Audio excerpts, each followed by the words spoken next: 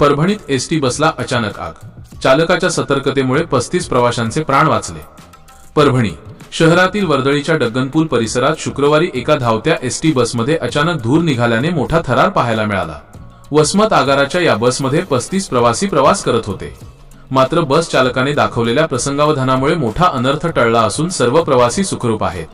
नेमकी घटना काय? वसमत आगाराची बस प्रवाशांना घेऊन जात असताना डग्गनपूल परिसरात पोहोचली। अचानक इंजिनच्या बाजूने दाट धूर निघू लागल्याचे चालकाच्या लक्षात आले। क्षणाचाही विलंब न लावता चालकाने बस रस्त्याच्या कडेला घेतली।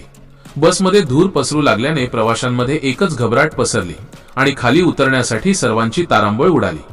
शॉर्ट सर्किटमुळे दुर्घटना।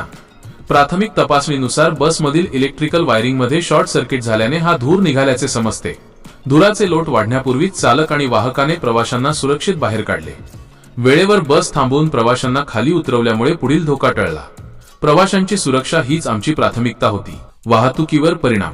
या घटनेमुळे डग्गनपूल परिसरातील वाहतूक काही काळ विस्कळीत झाली होती।